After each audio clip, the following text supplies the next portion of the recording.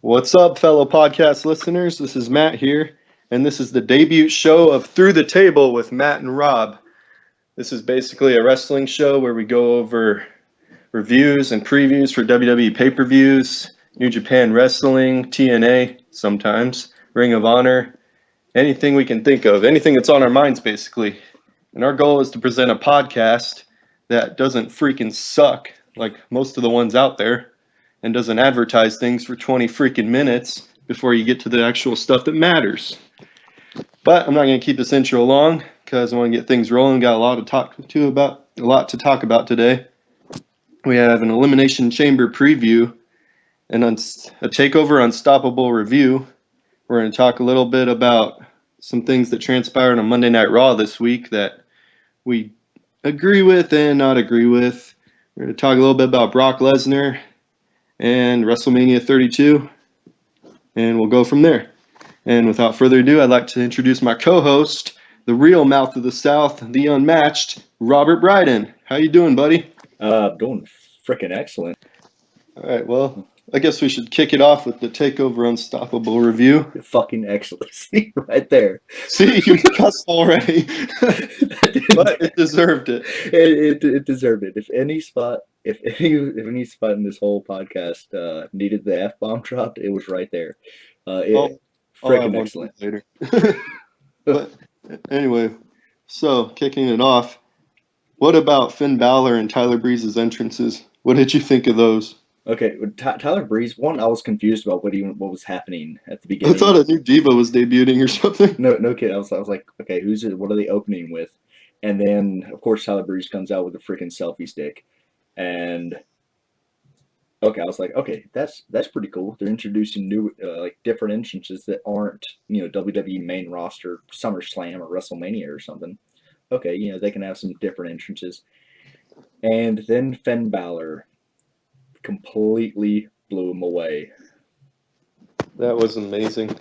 He was a freaking dragon. I cannot stress that enough. Yeah, I read that Balor is not really going to change his demon appearance much.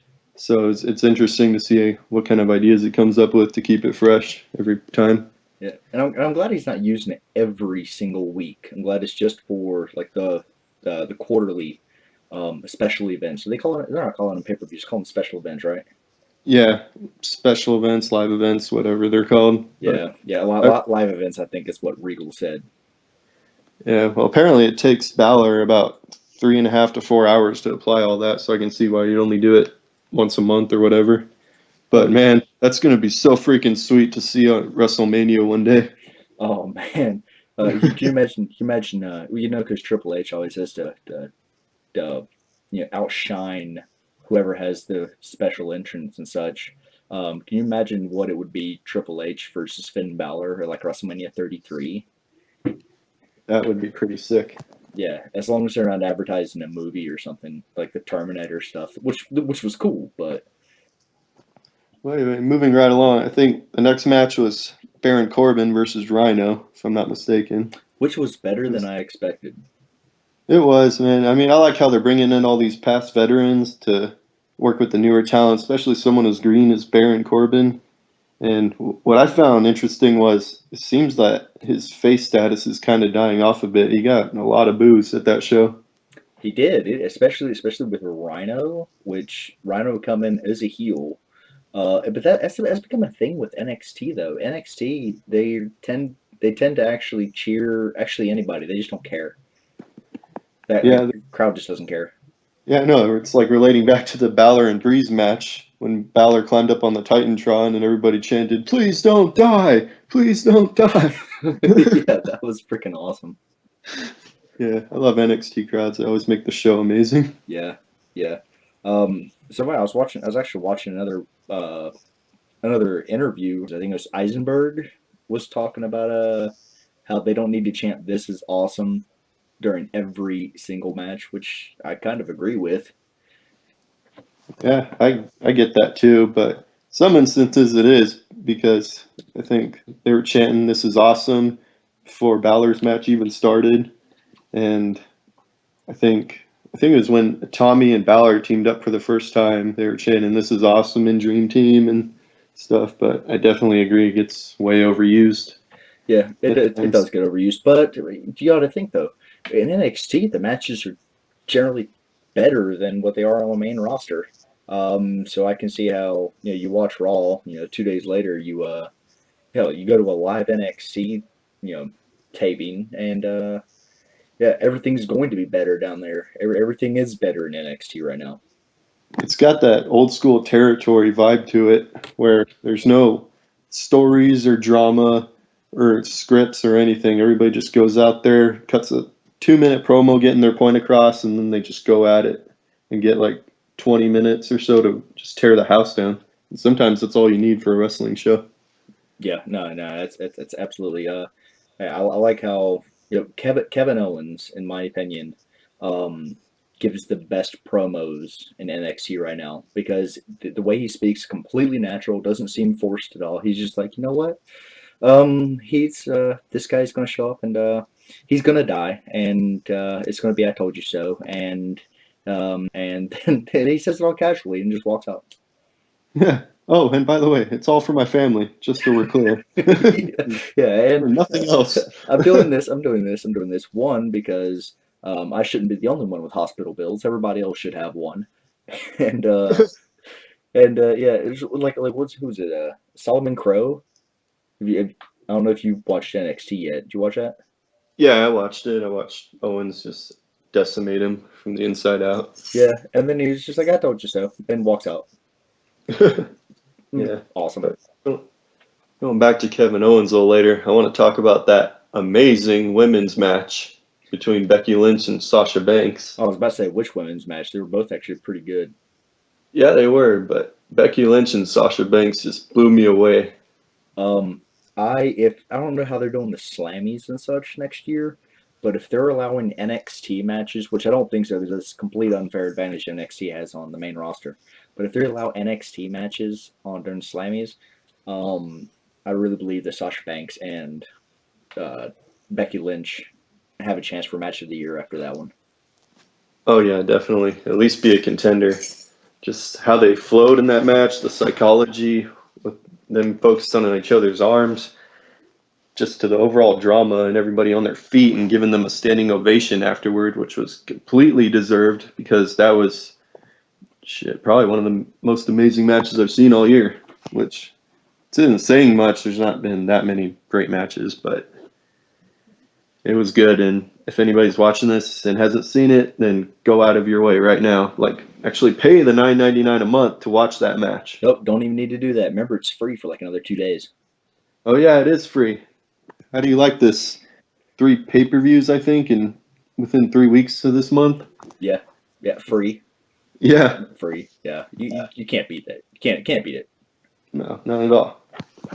So leading into this, we're going to go into the Kevin Owens versus Sami Zayn title match, which really was just a long segment. I felt like instead of an actual match, it wasn't bad by any means. It just felt like all of a lead up into Samoa freaking Joe debuting, which I'm still gluing my furniture back together from that.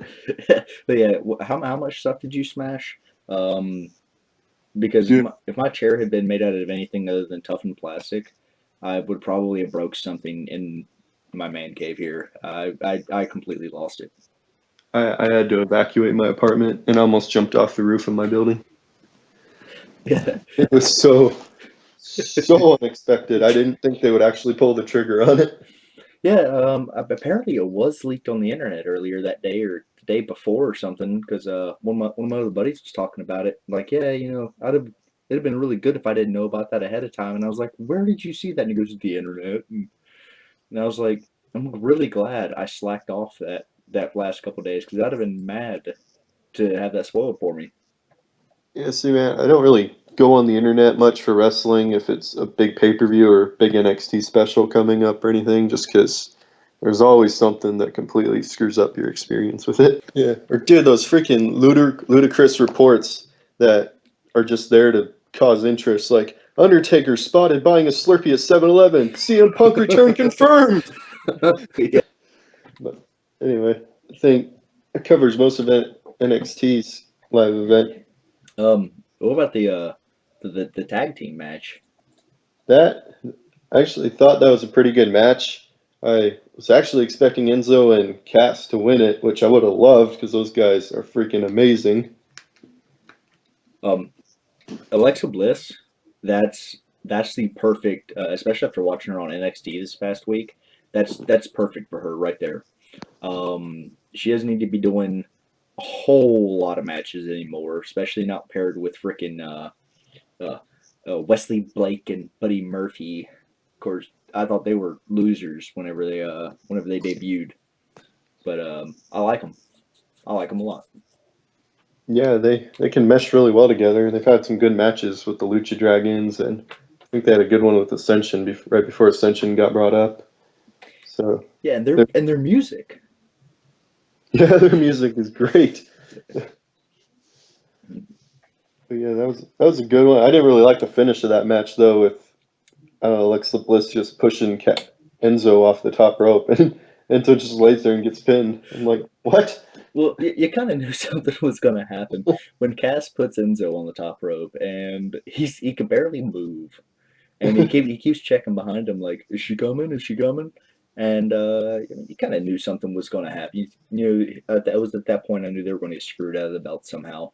I thought it would have been Carmella, but I'm really happy that actually wasn't a swerve because that would have just made me mad. Carmella just needs to stay with Enzo and Cass for the rest of her career, and she's good. Yep, that's all she needs to do. And Enzo and Cass, they're going to be a great tag team on the main roster. Oh Well, yeah, maybe I shouldn't speak so soon because of what happened with the Ascension, but I well, don't think they can mess up Enzo and Cass because you don't need to do anything with them. You just give Enzo a microphone and let them go out there. yeah. And you imagine, okay, what's the capacity for Full Sail University? Like 1,000 or something? A few hundred? I think it's 500. I think last time I read. Yeah, it's not very much. Can you imagine Enzo coming out on it's just keep a small elimination chamber where they do have a sellout crowd, but not a big arena, but cutting his same promo and everybody chanting with him, everybody doing his whole gimmick. That would be sweet to see. That would and you can't teach that. Everybody waving their arms in the air. Yeah, and yeah, it's stuff like it, getting keeping the crowd engaged, which is one of the big reasons Daniel Bryan um, was so successful team. He constantly kept the crowd engaged. Um, that and he flies around everywhere like a freaking spider monkey. Yeah, that's the important thing about pro wrestling that nobody seems to understand, at least from what I read on WrestleZone and whatever wrestling websites, is that pro wrestling since the dawn of time has always just been getting the people to care about you. You can be the greatest technical wrestler in the world, but if nobody cares about you, then you're not going anywhere. Yep, yep. It's all about entertaining at the end of the day. It's not what you can do inside the ring, it's what you can get people to see what you do inside the ring. Yeah, make it part of it. Make it part of their gimmick. All right, so we're going to move right along to Elimination Chamber here, which is this Sunday. It just feels like we had a pay-per-view yesterday, which we basically did. Just But you about. gotta But you gotta love it. It's a really interesting concept. Elimination Chamber this Sunday's got the tag team titles for the first time on the line in a tag team elimination chamber match, which Awesome. is going nothing like how I pictured it. I thought it was going to be three teams with one guy in the pod and the other three guys starting out in the ring, and then every 5 minutes, another person enters. But they're going to cram all freaking like what 6 teams into there? Yeah. I was like, dude, that's 12 people inside of somebody's bleeding. Okay, sorry WWE, you just went against yourself. Somebody's bleeding. Period. Dude, did you see that Lucha Dragons and Kid and Cesaro match on SmackDown? I have not watched SmackDown yet. Oh man, you need to see that. That was amazing. Was it? Well, I mean, Lucha Dragons won. They're freaking amazing. I'm so glad Sin Cara is part of that. Yeah, Um, the good Sin Cara. the good Sin Cara. He can speak English, can't he? Yeah, Unico. Yeah, he Yeah, can speak. yeah. I'm glad he's part of that. And not only that, but Tyson Kidd and Cesaro. That is an amazing tag team. Yeah, probably the best thrown together tag team I've ever seen. Yeah, I feel like that was an accident or just a just filler to begin with, and then Yeah, it's like they were like, yeah, we got thrown together, but let's just blow everyone's minds anyway. Yeah. As far as the match goes, I think this has a New Day written all over it. What do you think? New Day, or I'm actually going to throw this out there, and I'm going to say primetime players take this one. Oh yeah, they've been doing commentary on Raw recently. They've been pretty funny actually. Yeah, Lately. I've never not liked these guys. Those times I was like, okay, they're getting kind of old, but it seems like they brought them back a little bit more fresh now. And primetime players, that's who I honestly see taking this. And I could be completely wrong, but if I were going to pick a team that's not New Day or Lucha Dragons, it's going to be primetime players. Yeah, Kid and Cesaro just lost the belt, so no need to throw them back on them yet. But I see New Day just somehow sneaking away with it. But we'll find out on Sunday. It's going to be utter freaking chaos. That's all we know so far. Yeah, that's Hopefully it opens the show up because that's a great opener for a crowd. Get hyped up for. Do they know who's gonna which two teams are going to start? I can't remember. Do they announce that ahead of time? It's been what, 2 years since we had our elimination chamber? No, they don't announce it. Usually their music just plays and you just find out when the match starts. Oh, okay. Okay. What was it? I guess the last two teams in the ring started. Yeah, but that's what I don't get though. I mean, there's 4 pods. There's like 6 teams, so are like 4 teams going to start and other 2 teams are going to be in the pods, or like I have no idea how this is going to work, but it'll be interesting to see how they pull it off. I think it's going to be 2 teams. 2 teams are starting, and you just cram the guys in the pods. Gosh, they better do some fast eliminations. It's going to be a crowded chamber. Yeah. Especially like Big E, who sweats that much. I'd hate to be stuck in a pod right next to him. That'd be so nasty. Just rubbing up against you. Clogged up and shit. That's gross. Yeah.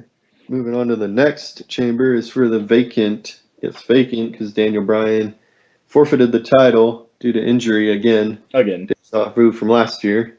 That's got to be a real pain in the neck. That's still crack up that fucking Bo Dallas. I can't believe you just. Oh. But yeah, so what we got in this. So that was stupid. That was so stupid. It was funny. I know. One thing that kind of makes me scratch my head about this match is why Neville isn't in it. I don't think he even has a match on Sunday. Yeah, it does. Bo Dallas, remember? Oh yeah, he does. Yeah. Well, he's gonna win that in like 2 minutes. So. You'll know. The rumors going around about Bray Wyatt and Bo Dallas teaming up. Possibly, that could be the thing that Bray Wyatt comes out, because I don't think Bray Wyatt's on the card. So Bray Wyatt. No, he's rumored right now to replace Rusev because Rusev got injured on SmackDown. Anyway, Sheamus is going to be Rocksteady in the new Ninja Turtles movie. What? Yes, I just found that out yesterday. Whoa! Wow! Holy CGI. Yeah, well, they started off as humans in the animated show, and then they got mutated into. I'm not going to talk about Ninja Turtles right now because that's another thing that could drag this podcast out a really long time. Yeah, that's true. Anyway, as far as Sheamus goes, I see him being the one to take this. What do you? Yeah, but it's not going to be R-Truth. I don't even know why he's in this match. You just know. Just give him a flatliner, send him on his way. He can go down to Lucha Underground or something. Yeah, Ring of Honor. Yeah, okay, send him to Ring of Honor. I like Lucha Underground better. Yeah, I just don't really like R-Truth. He never really did anything for me. He's hilarious at times, but as far as watching him and stuff, I mean, when he was crazy, talking to little Jimmy all the time, that's the best gimmick he had. I mean, that's like, that was it. After he was done with that, he's done nothing. Yeah, that one promo he had with Michael Cole, I think it was. He said he had a conversation with pigeons, and he said this to pigeons. He's like, you know what the pigeons said, Michael? Nothing, because pigeons can't talk. This shit was funny. Oh, the irony. Yeah, but King Barrett's back on his regular status on the card, losing every single match he's in. Yep, yep. I mean, was that a common thing? Okay, because I missed a lot of the WWE. I was more of a WCW guy whenever I was younger. I took about 4 years off from watching wrestling as a whole, which apparently I missed Mr. Anderson and MVP. I don't know. Were those guys any good? How can you say that with a straight face? No, I thought those two guys were probably the two most overrated guys, along with Carlito. I don't remember. You remember Carlito? Vaguely. Yeah, he was a big Afro guy. He always bit an apple and spit it in people. Yeah. Yep. But yeah, those three guys, like everybody back on the internet was like, "Oh, these guys are the next future of the company," and I'm like, "There's nothing about these guys that interests me." Even now, watching them on TNA, whenever I get a chance, they just do nothing for me. Like Ted DiBiase. Yeah, man, that was. You talk about an apple falling far from the tree. Yeah, yeah. He had the charisma of a sack of hammers. Yeah. But no, my point was like, did all the Kings of the Ring, and I'm sure it's like Stone Cold, Booker T, all those guys, did they get freaking squashed after they won King of the Ring? Was that a thing back then? No, it never was because the King of the Ring used to be the launching pad towards being on the next level in the card, like Triple H, Bret Hart. All of those guys won and they went on to bigger and better things. But those guys are nobodies. Yeah, they're nobodies. They'll never make it. I think I saw them at the Armory the other day. Yeah. But yeah, the only other one I can remember that was treated so bad was William Regal, but that was on him because he failed a drug test. And he was actually in line for a huge push after he won King of the Ring, but failed drug test, suspended for 60 days. And nobody even remembers he was King of the Ring now. But he's still one of the most respected individuals in the business, period. Yeah, respect from Regal would mean a lot, especially with me. He's done everything, and yeah, just an overall great trainer, great wrestler. But what about this match? Naomi versus Paige versus Nikki Bella. That's going to be memorable right there. If it gets more than 5 minutes.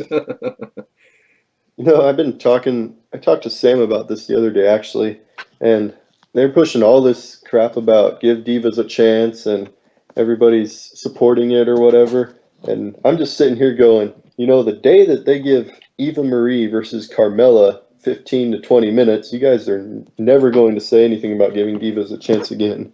Oh, man. It's not the fact that they're trying to give divas chance, because it's the fact that just some of them just aren't very good at all. No, they're models that got hired. Come on, give me Blue Pants. Yeah, Blue Pants is awesome. Yeah. What they should do is just switch all the NXT girls to the main roster and bring all the divas down to the NXT developmental area. What Triple H say? It's not developmental anymore. It's its own brand. Yeah, he wants to make it a full-time touring brand by next year. Sweet. Come to Charlotte. Yeah, for real. They have to. Charlotte's actually North Carolina's a huge wrestling state. Yeah. I mean, speaking of Charlotte, I mean, bringing Charlotte to the main roster. See, bring Charlotte, Bailey. Bailey would do good. I really think that. Change her gimmick just a little bit, because that is for a small time crowd that knows her consistently. And Becky Lynch, bring those three up, and yeah, you'll have something magical in the Divas division again. And then shoot Dana Brooke in the face, because her voice annoys me. Yeah, can't forget Sasha Banks too. Oh no, keep Sasha Banks down there for a little while longer, and let her pass the torch on to somebody else down there. Trust me, I ain't forgetting Sasha Banks. She's freaking amazing, and I hated her when I started watching NXT. Oh my gosh, I hated her. Yeah, William Regal's been training her, right? Wasn't aware of that, so that explains everything right there. Yep. He trained Charlotte, Sasha Banks. He was actually in charge of all the NXT Divas training for a bit. and I think someone else took it over, but I can't remember who right now. Someone else took it over just in time for Emma to get back down to the NXT. Right. Great, she's stuck. So I want to talk about the match I'm most looking forward to on Sunday, Oh damn! and that is I know what this is. and that is John Cena versus Kevin Owens. That was not what I thought the answer was going to be. Oh, I'll get to that one. I'll get to that other one in a minute, and I'll explain why I'm not as excited for that one. Because you know But the outcome already. yes, I have a feeling what's going to happen. But yeah, Kevin Owens against John Cena is going to tear the freaking house down. Yeah, I agree. And they cannot. I repeat, they cannot screw this up with Kevin Owens. Like, if there is any time for them not to screw up, it's now, because Kevin Owens isn't just representing himself; he's representing the entire NXT as a whole. And if it just goes down to like a 15-minute match and Kevin Owens comes close to beating Cena, but Cena just plants it with an AA, celebrates, all smiles, and they play up the idea that Kevin Owens came within inches of beating him. No, fuck that. That's not going to work. Kevin Owens needs to beat him unmercifully, like maybe get a DQ out of it and just leave Cena destroyed and just walk away like nothing happened. No, I want Owens to win the title. It's not a title match. Oh, is it not? No, yeah, it is. Yeah. Huh? Oh no, it's champion versus champion match. Yeah, he made it clear he didn't care about the U.S. title when he debuted. Well then, I want him to win clean. That's what I want to see. Yeah, that would be a good thing to see, but I just don't think they're going to do it, especially with someone like Cena. Come on, Cena's lost clean before against CM Punk. He's lost clean to The Rock and The, Daniel Bryan. yeah, The Rock, Daniel Bryan. See, me having to think this hard about that is a fucking problem. Yeah, Brock Lesnar. Yeah, Brock Lesnar. Um, I know there's one of like 100 million Randy Orton matches he probably lost clean, but what did you say the count was up to? Like 129 or something?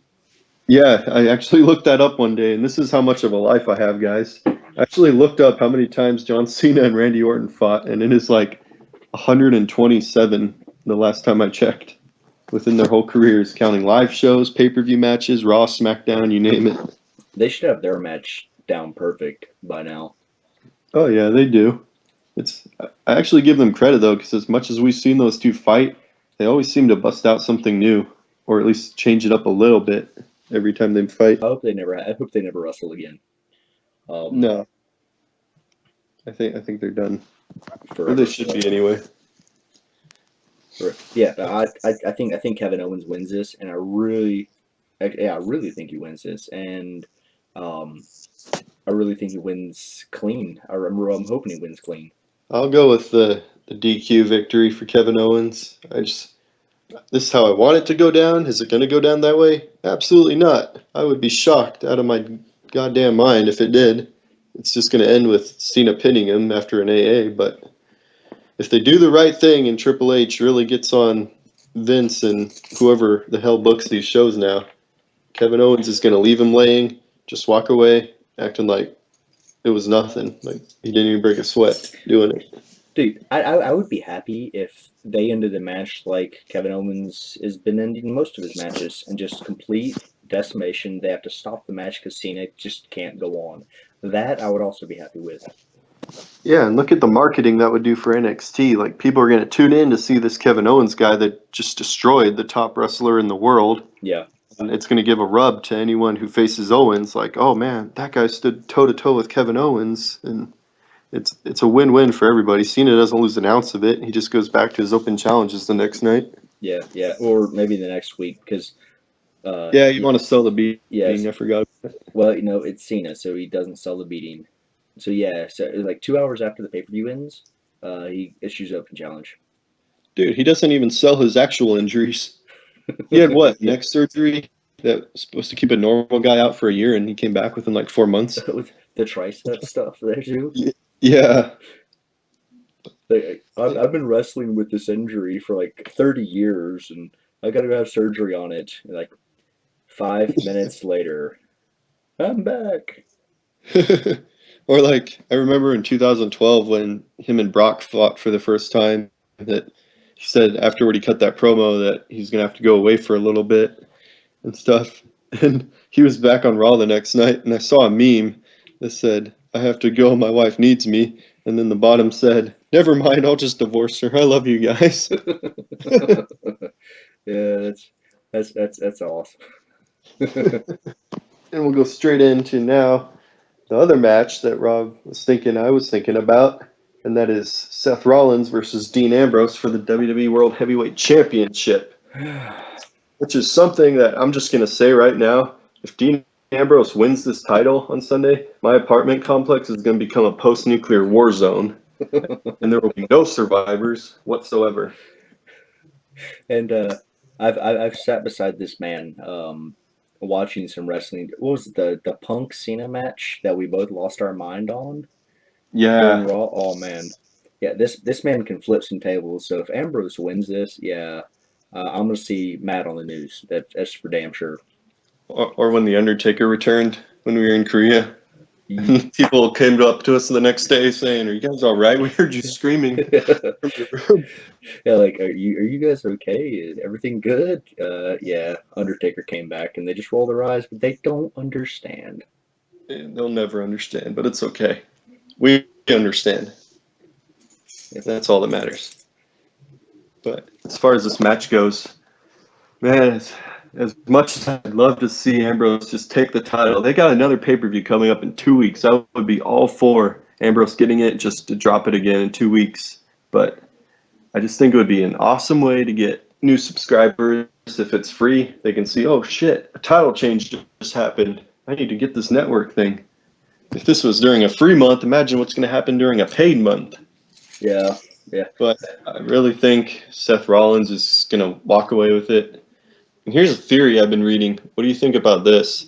I've been reading that people are thinking Roman Reigns is going to cost Dean Ambrose the match. Um, Actually, I haven't read that at all. That's pretty interesting. Do you think like Roman Reigns cost Dean Ambrose the match and aligns himself with the Authority, or just turns heel in general? Because I mean, Ambrose got a big enough following. He's a face. He's a crazy face, but he's still a face. Uh, and as far as that goes, so Roman Reigns bring him out of the title. Do you think that aligns him with the Authority, or do you just go off on his own to be all heel Reigns? I would kind of make it a story as at WrestleMania when Rollins cashed in and Ambrose didn't save Reigns, despite Ambrose being power driven half to hell earlier in the night through a ladder, that Ambrose wasn't there for Reigns in his moments, so Reigns was going to take Ambrose's moment away, despite the delusion that there was no way Ambrose could have helped him. And they build a story off from there, and Seth Rollins is kind of in the background laughing, and eventually it becomes the triple threat that we all want to see one day. Triple threat. I mean, hell, they can do it in Money in the Bank. Yeah, I mean, I think it's a match suited for WrestleMania, but they might just throw it on a B level pay per view. Yeah, yeah. Even wait till SummerSlam. Yeah, they can wait till SummerSlam for that. Yeah. But yeah, so I'll take Rollins out of some crazy interference, Vince Russo style booking. Yeah, dude. If Kane does it, I'm going to be so pissed. Yeah, what is up with Kane? He's been the focal point of the story for like 2.5 months now. I Like, don't know. I don't know. They teased him going face so many times. They teased him, putting on a freaking mask again, and Jesus Christ, so many times they was 30 seconds away from turning against the Authority, and the next week it's like none of that even happened, and just yeah, pay per view after pay per view, just this is when he screws him over. This is when he screws him over, and it never happens. Either you know turn him into the Demon Kane again, or put his head through. who do you got for this title match on Sunday? Um, I think Rollins does win it. Yeah, Do I want him to? No, but I think Rollins wins this. yeah. So both got Rollins, but it would be amazing if Ambrose got it, but we'll just keep that in the back of the minds. Yeah, right now, And I right want now, to, right now, I'm expecting Rollins to win it. So if Ambrose wins it, yeah, I'll be happy. yeah, just file a missing person report if Ambrose wins for me, okay? Gotcha, buddy. You're never gonna see me again. Never. But, so I guess from there, because this talking about the whole Kane situation and Rollins and everything, I think it's a good segue into talking about Brock Lesnar and his re-signing. I know we're kind of late on this report, but we've never actually talked about the impact this has on the WWE as a whole. And I just want to point out my opinion that I think signing Brock was a great idea. I love Brock personally. Like, it's a blast whenever he comes back. Do you agree? Uh, yeah. By the way, I'm using Internet Explorer, so I just read today that Brock Lesnar just resigned. Oh yeah, I read the other day that Brock just ended the Undertaker streak too. What? That happened? I didn't hit refresh. I never refreshed my page. But yeah, Brock Brock getting re-signed was awesome. It made the WrestleMania main event all that much more interesting. But the underlying problem with it is he's inserted in the WWE title picture right now, and he's been like that since SummerSlam. And that's understandable because you can't go anywhere else after beating The Undertaker at WrestleMania. You just can't. But thing is, he goes away, has a match, and then goes away again. So WWE is put on hold until he returns.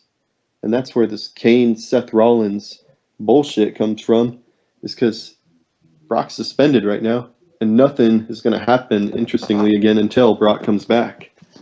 Which I'd say after Money in the Bank, he'll come back. He's actually advertised for Battleground Oh, next really? month. Yeah. Eh. Well, who the hell would he face for? Who the hell would he go against at Battleground other than Seth Rollins? I don't know, but I don't really care to see Rollins versus Lesnar. But I haven't been a fan of Rollins getting the title since he got the briefcase, and I know I'm probably in the minority of that. But just because I'm so sick of heel champions and just escaping with the title until someone finally beats them. Like, it's the most boring story in the world, and it's been done 1,000 times. Yeah, and it's going to be done that way, until we get somebody that's uh not aligned themselves with like authority figures and shit. Which that bugs the hell out of me week in and week out. It's the coward champion. That's what bugs me. All just that's this guy I just hate. Yeah, exactly. It's like JBL's in 2004 when he held the title for like damn near a year, just escaping it. And it wasn't, he didn't get the good heel heat that people are like want to pay to see him get beat. It's people changing the channel and saying, John, just drop the title already. No one cares about you. Yeah, I want to call him. Come on, he's like one of the best commentators ever. Yeah, he is. I'll agree with that. But I as a was wrestler, I was I being don't sarcastic. really. Yeah, I actually used to like JBL, but I don't know if Michael Cole and Jerry Lawler rubbed off on him. But nowadays, he's just getting on my nerves. Lawler. When the Attitude Era ended, Lawler should have he should have went somewhere else. He doesn't. He I don't like listening to Lawler. I don't. Michael Cole could be okay if you were heel Michael Cole, doing heel commentary only and not the play by play. They need to get somebody in there for play by play. That's what they need, and just have two, just one for color commentary and one for the play by play, and let Michael Cole do the color commentary because I think he would do better there. Play by play, no, fuck him. Yeah, someone not named Byron Saxton either. Well, cut him some slack. I was like he's only done a couple big shows. Yeah, it was pretty funny though. I think the whole plan was for him to call the rest of the show by himself, but Vince had to call Jerry Lawler to go down there and help him. Yeah. He was so nervous. Like, stuff is happening and commercial break. As far as Brock goes, where does he go after Rollins? And if it was me, I wouldn't give the title back to him just because we're gonna have to sit through that kind of shit again. Oh, I don't know if you. come I on. don't know. This is easy, man. This is easy. What's that? Okay, Brock takes the title back from Rollins. Rollins, he's gone. He's gone. Comes back. Whatever storyline they choose to make it happen, crowd goes nuts because hey, Shield reforms. Um, okay, Shield reformation. Kevin Owens challenges Brock at WrestleMania. See, that's the problem right there. Brock and Owens, that would be sweet, but that's not a WrestleMania event that you want if you're trying to sell out a stadium. It's Owens still bullshit. has a few years. Oh, come on. I think Kevin Owens, especially after beating Cena, having the NXT, especially if they if they put NXT on the pedestal that they're planning on putting them on, with the tours and such, bring Kevin Owens to the main roster, um, just him decimate everybody, and then boom, next Brock Lesnar, put him with Brock Lesnar. See, that could work, but it's also got to depend on what else is on the card. Because if you have a huge match on the card, then you can get away with a match like that. Like we saw with Brock versus Reigns. We also had like Triple H and Sting and like Undertaker coming back and just a bunch of other matches to supplement that main event. Well, yeah, that's true. That's true. That's true. We covered Brock pretty good. Let's go into selling out WrestleMania 32. That'll be an interesting concept. So they're trying to pack over 100,000 people into that new Dallas Cowboys stadium. The AT&T Stadium. Isn't the new Dallas Cowboys stadium that they built for the football? Yeah. The AT&T Stadium where Dallas. Wait a minute. Yeah, this is the part. Yeah, Wikipedia is saying that AT&T Stadium date April 3rd, 2016, WrestleMania 32. Their seating capacity just for their all-time high was basketball, 108,713. Yeah, and Vince is going to try to break that. And if basketball can hold that, that's roughly about the same size of what a wrestling event could hold. You factor in the basketball court and the ring and the barricades around the ring and stuff, and that's about a court. But so he's got to come up with some awesome matches, which I think he may or may not already have planned. Like they might already be penciled in right now. We remember reading rumors of Roman Reigns and Brock Lesnar like April of last year for this year's WrestleMania, and that ended up happening. Yeah. I think that with the capacity, I mean, the football capacity is 85,000, expandable up to 105,000 with standing room. So putting it over 105,000, that's totally cool. But you gotta remember, gotta have room for the entrance. Yeah. It's got to be some big ass entrance.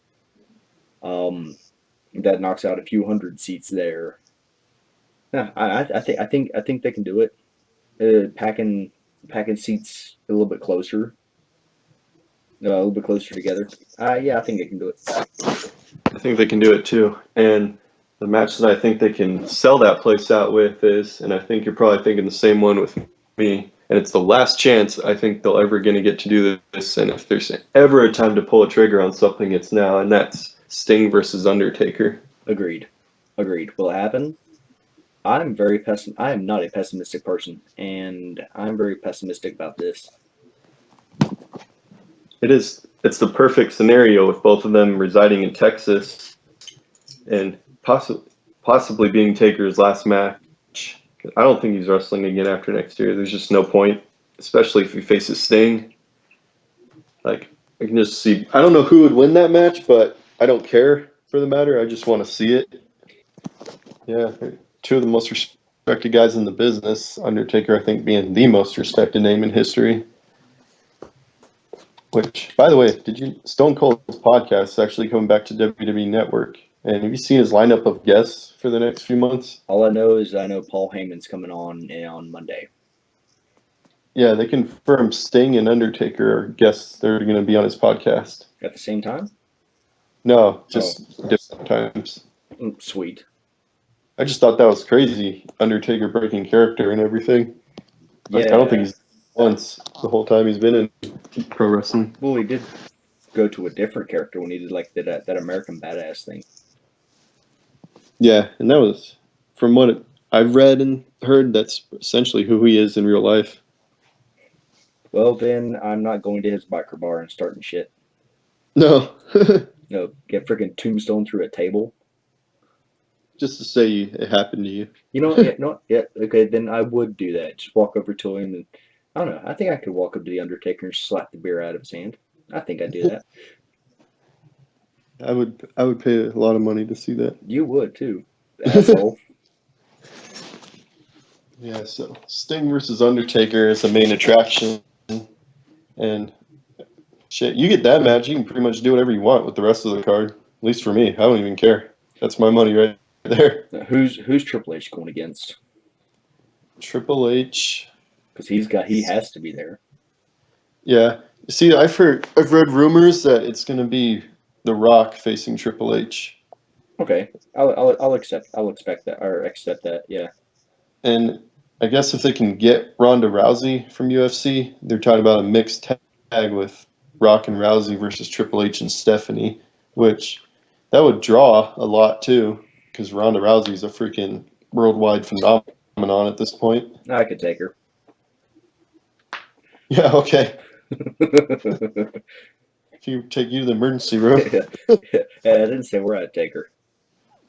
Yeah, but they'd have to be careful about that match because if Stephanie and Ronda get in the ring, it has to last max like 3 seconds, or else it's gonna just insult everybody's intelligence. Yeah, it really would, and it would draw over some MMA fans, and if they're MMA, if those UFC fans look, you see Ronda Rousey looking strong there, it could potentially keep some of those fans over with the WWE, some that have never watched WWE.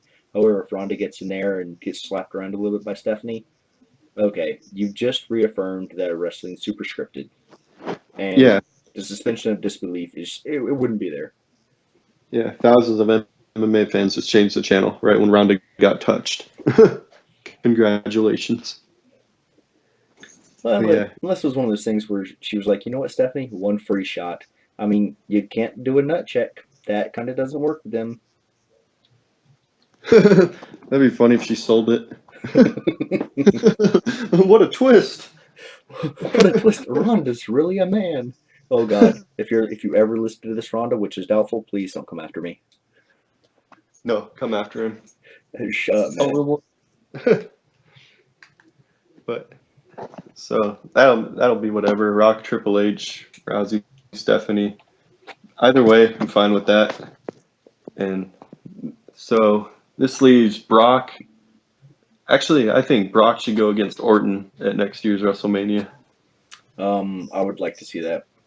I like no title and nothing, just two of them, like, getting a personal issue between them, just having them fight each other. I just want to see a freaking F5 countered into an RKO, man. Oh, I gotta see that before I die. I can do that to you. Oh, really? Want to come over and practice? That's a long freaking drive. You know it'd be worth it. That would. I'll even set up a table. Sweet. So F5 reversed into an RKO through a table. And then I know sell it. The nuts. I thought we were talking about Lesnar and Orton, not Lesnar and Cena.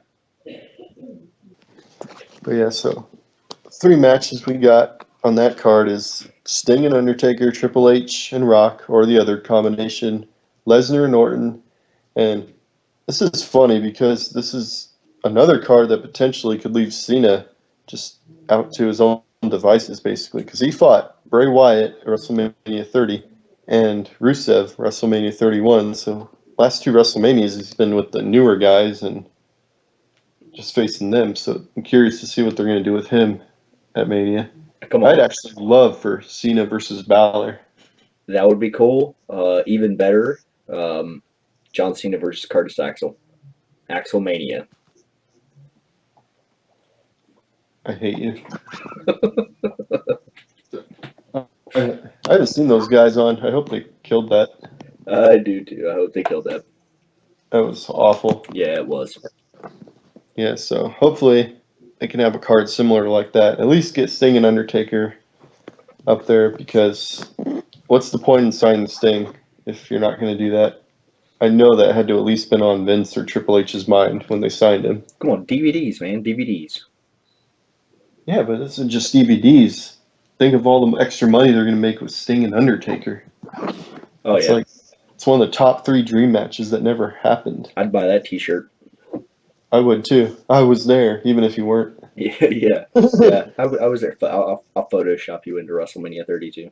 Yeah, just you in the center of the ring with them. Like, who's that? Who's that ringing the bell? Oh, that's my buddy Matt. Yeah.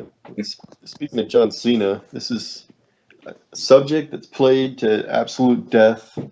But I never actually had a conversation about this with anyone. Well, anyone with two more brain cells.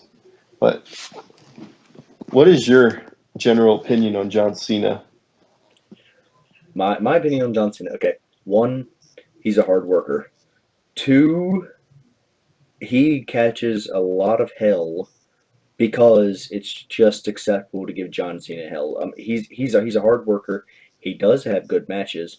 Yeah, he no sells a lot of stuff. I mean, there's no way he takes the beating and then just gets at the end of the match and he's like, "Hey, look at me, I'm just fine. Let's celebrate." There's no way he does that. Except the fact that he's John Cena and he can do that. I personally enjoy watching a lot of his matches. Some stuff, even if they are very predictable, they have become very unpredictable in the past. Case in point, I keep going back to CM Punk and John Cena, but that was a very, very awesome match. It was. And going back to his in-ring performances, can you tell me, have you ever seen a bad John Cena match? Not one that was terrible or one you just didn't care about, just one that was downright awful. Have you ever seen one? I can't name a single bad John Cena match. Of course, you did say, obviously, there have been plenty I didn't care for. Either one, because they were predictable, the storyline didn't make sense, so on and so forth. But I've never seen a bad John. I mean, hell, Zack Ryder versus John Cena. That was a pretty killer match. I actually enjoyed watching that, even though we knew there was no way in hell Ryder was taking the belt.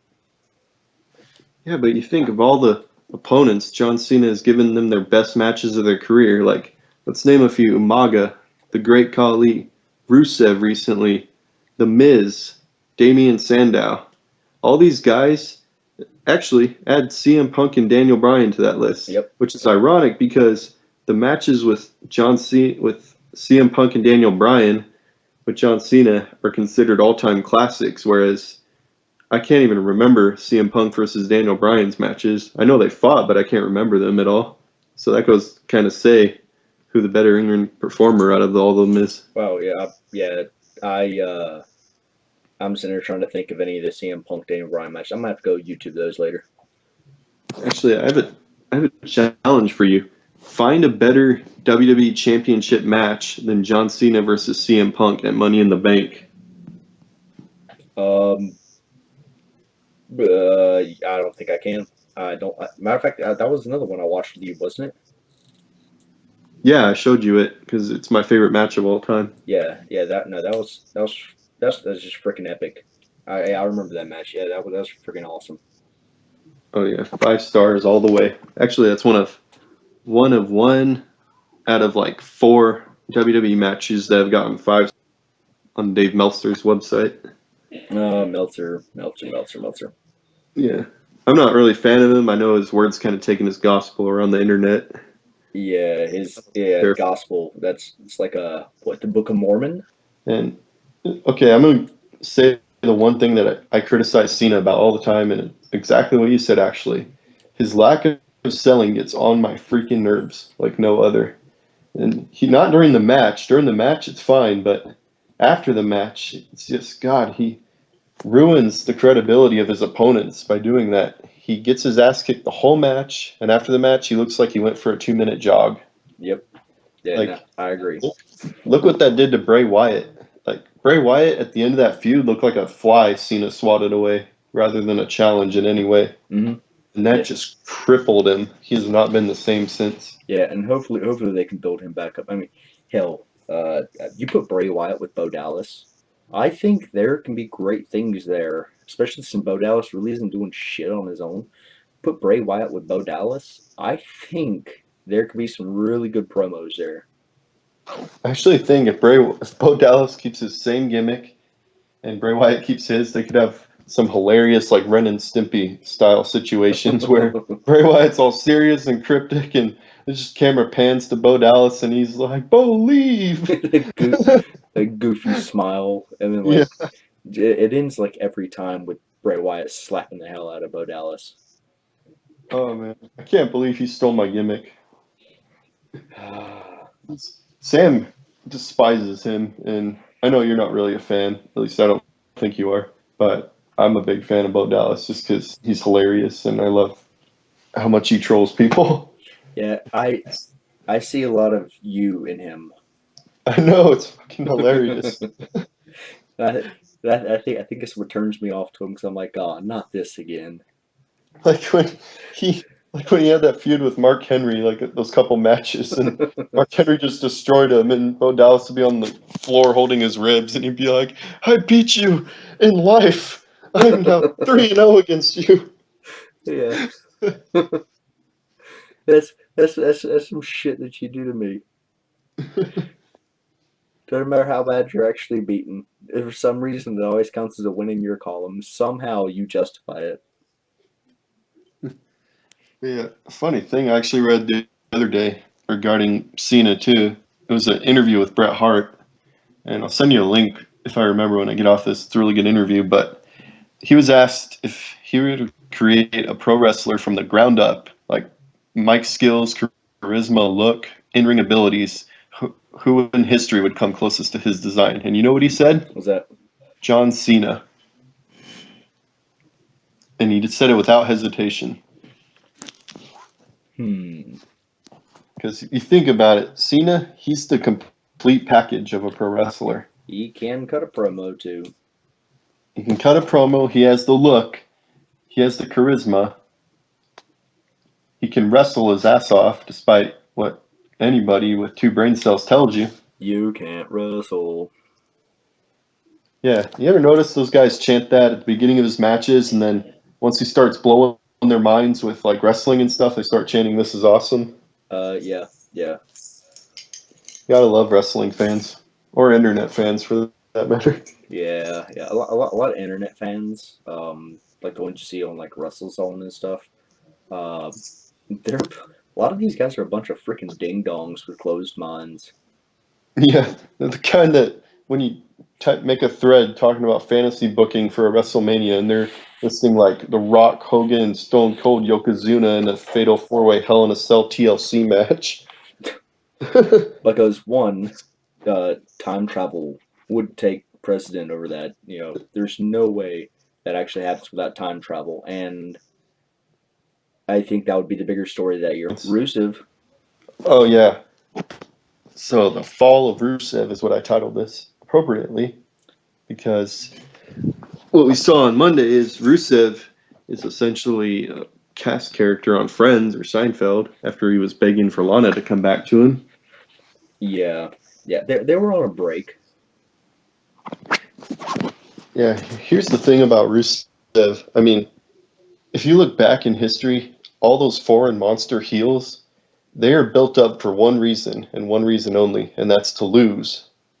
Right? Am I right? Yeah, no, you're absolutely right. But the problem is, and that's fine and dandy, like that's the point of them, is for someone new and or an up and coming star or whoever just to slay them, to make them look strong, and they can be easily built back up as an unstoppable force. But WWE's logic is they built them up for like a year, all these undefeated streaks, and then they just get beat, and then WWE's like, okay, throw him in the trash, make him a rosebud, or stick him with some silly gimmick. Yeah, hell, Ryback was the same way. He went all those matches. Yeah, they were against freaking jobbers and stuff, and those 2 or 3 indie wrestlers at one time from that local indie wrestlers and stuff. But Ryback was the same way. They built him up, and then he loses 6 pay-per-view matches in a row. Yeah, and Well, that was all due to The Rock basically putting WWE on hold, like Lesnar does every so often, because he announced he was fighting for the title at the Royal Rumble, and everybody knew it was going to be Punk versus Rock. So that just kind of put a hold on anything Ryback could have done, and that's not on him. That's just creative planning something so freaking far in advance that they can't make something compelling until then. Yeah, they could have. They could have. They really could have, They but did. lazy booking. So the thing with Rusev is when he debuted and he started this whole Russian foreign monster gimmick, I never got behind him once. Not once. Like, I don't think he's terrible. I don't think he's that good either. But the reason I didn't get behind him was because I knew how this was going to end. Just because how I've always seen it like 100 times with these kind of guys that come in. They're going to go on this undefeated streak. They're going to get some heat or whatever. They're going to lose the first second they lose their big feud. Then that's it. They're going to be like a comedy tag team or released sooner or later. Yep. Yeah, no, But I agree with that. the thing is, like, of all the people to beat Rusev, they picked John Cena. Because it was easy. You knew eventually Cena was going to win, and unless they had Rusev run Cena over, then that would have established Rusev, in my opinion, too dominantly. Because where do you go from Cena? He was already U.S. champ. Intercontinental Championship was it was in a secure place with Daniel Bryan, and at that point in time, Daniel Bryan didn't have any issues with being injured and stuff. Where he had issues, there was no foreshadowing like he was going to quit. So where would you have gone? World title picture, Rusev versus Seth Rollins. No, you talk about where do you go after Cena. That's the thing. Adding Cena to that list would make Rusev, whoever beats Rusev, even more of a credible threat. And I never saw Rusev as a world title contender or anything, but I just saw him as somebody from NXT could come up, like Rusev saying, okay, that's it. I beat everybody, Cena, Orton, whoever. And then somebody's music in NXT hits, and they beat him in like 3 minutes. Boom. They're established. Like, they're launched. Like Alexa Bliss. Yeah. Alexa Bliss versus Rusev. WrestleMania 32. I'm booking it now. Hey, might as well. But yeah, I actually would have picked. I don't know if you heard of Chad Gable down in NXT. Yeah, he has towels. The former Olympic wrestler. Yeah, he has towels. Yeah, I actually would have picked him. I thought he was a perfect foil for Rusev, doing the whole American Olympic wrestling and stuff. Yeah, essentially Kurt Angle 2.0. But yeah, I've seen that guy wrestle, and that guy's a suplex freaking machine this side of Taz that I've ever seen. Oh, really? Yeah.